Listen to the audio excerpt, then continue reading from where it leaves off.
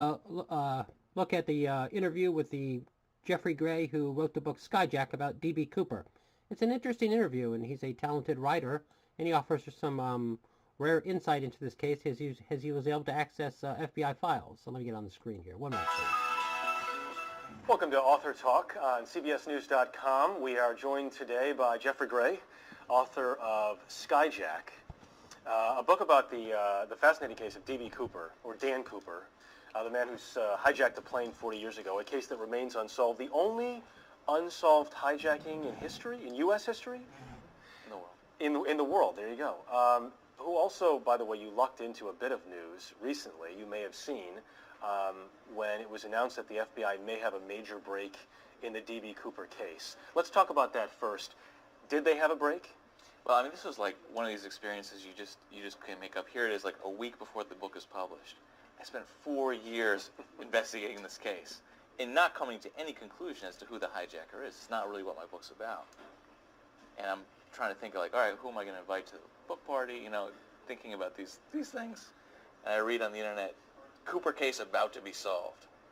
And literally what happened is that this sort of this cavalcade of accidents and events where one particular lead that the FBI thought had merit trickled, cascaded, avalanched into this media storm during the slowest news week of the year. So it got overcovered.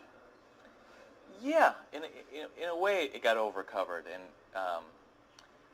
but also what was unique about the event is that despite the problems with the new evidence proffered, the story really resonated with the country, and I think that's the phenomenon that was most interesting to me. Is that why is it that we were willing to engage with this kind of story at that time? And one of the things that I began to piece together, before when all this stuff happened, is that it really felt like the country now is in a very similar moment to where we were in 1971. Mark Twain had this great saying. He said, history never repeats itself, it only rhymes.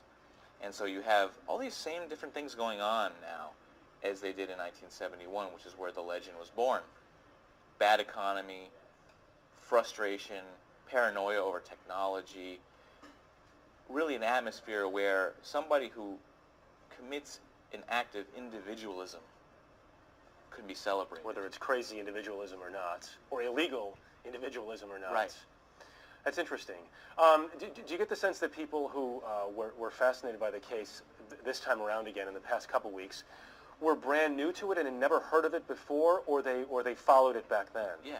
I mean, I think that there's a lot of new D.B. Cooper fans out there, and people like I did had no idea about this case. This was, for the most part, a regional, provincial, Pacific Northwest thing. And now everybody knows about it and everyone's fascinated about it. And I think it was like this as we approach the 40th anniversary of the hijacking this fall, it's like a new introduction to it for sure. The new lead, though, did turn out to be, essentially, that's not D.B. Cooper. The new lead about a woman's uncle, Uncle Lynn Doyle Cooper, Uncle L.D., was Vanilla Ice Cream in the D.B. Cooper world. It was a lead, like many others, based on a memory that was somewhat old, and was just, if you had the luxury of spending 3 years on the case and reading, the details of the more than 1,000 suspects and persons of interest, it would be a lead that would feel very familiar.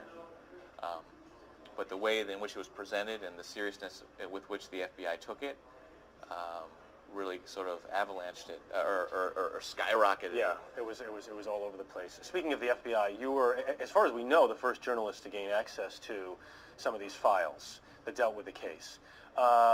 What surprised you most about those files?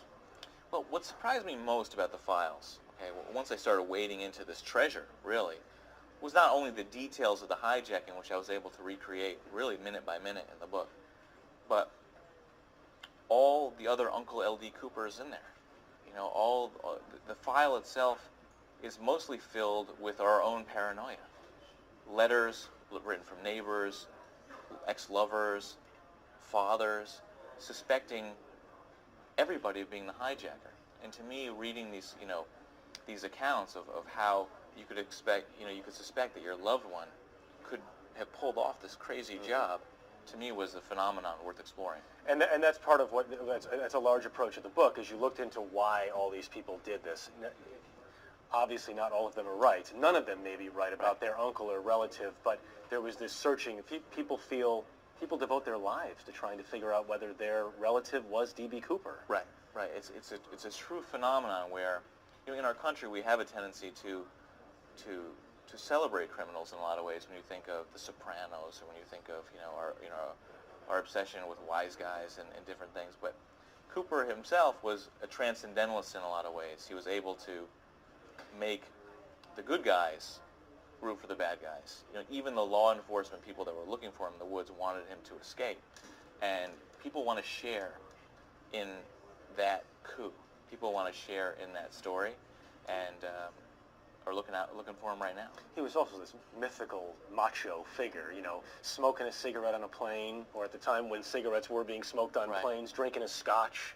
Right. I mean, one of the things I found, what was so interesting about this story is that the myth of Cooper, of D.B. Cooper, and the true story of Dan Cooper are two totally different tales, and they probably the opposite of each other.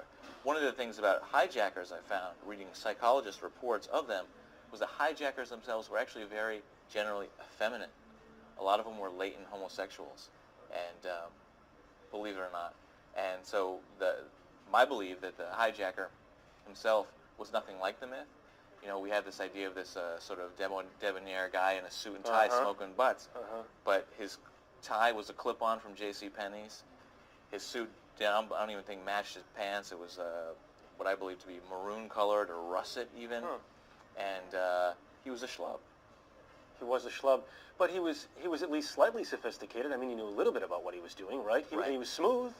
Right. He was very talented in his ability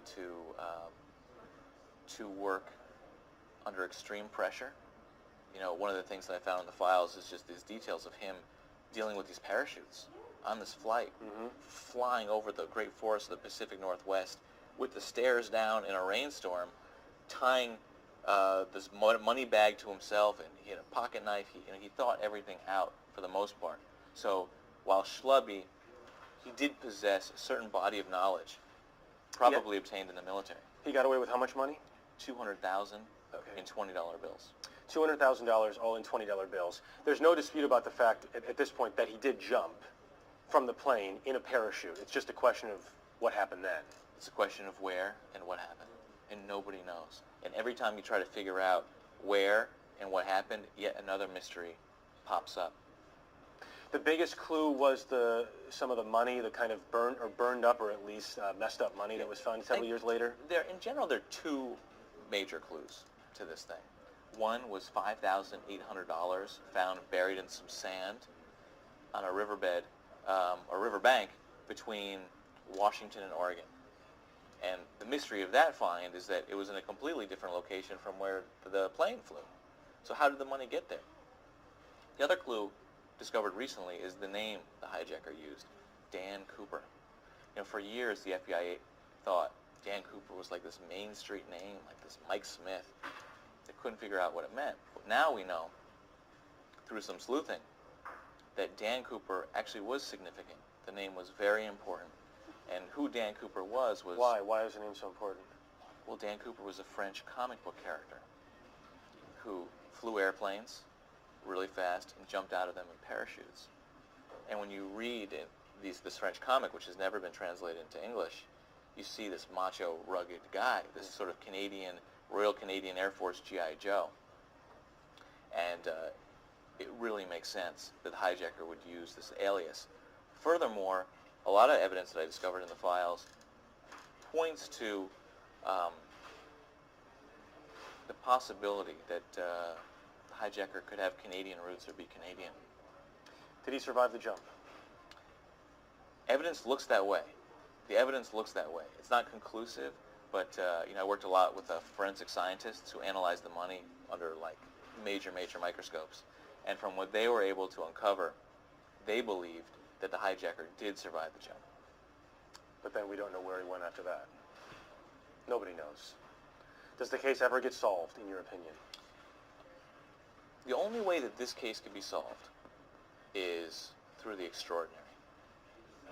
I don't know what that extraordinary is or could be. Could it be more money found? Could it be someone else coming forward with something? It needs to be something physical that we hadn't explored before, because the problem in the case is that the physical evidence that the FBI has in its possession is not good enough to match against. So what I mean by that is that they have lots of fingerprints found in an in-flight magazine, but all of them are partial, and none of them may be the hijackers. They have partial DNA strains found on his tie, but none of them are good enough to ascertain the hijacker's real genetic identity. And the key piece of evidence that, in my opinion, could be used to actually close the case for good, could actually be used to extract a full genetic code, are the 8 Raleigh filter-tip cigarette butts the hijacker smoked and put it in the ashtray of row 18 on the flight. And the FBI has had these cigarette butts, and they analyzed them in 1971, according to the files. But the cigarette butts are now missing, and nobody knows where they are. Look at this mystery now. And so were they stolen from the evidence room by somebody on the inside, or were they completely lost? Who knows? But we need these cigarette butts, or else this case could go cold for a very long time. Yeah, something tells me the fascination isn't going to go away. All right, Jeffrey Gray, author of Skyjack. It's a fascinating read if you get a chance. And that's some insight into this case, and the author on the left there has provided some interesting details. And if you saw the interview, I think you'll relate to it. And if you heard about this case before, hopefully this is a quick flashback. And he wrote a very good book on this subject matter called Skyjack. And that should do it.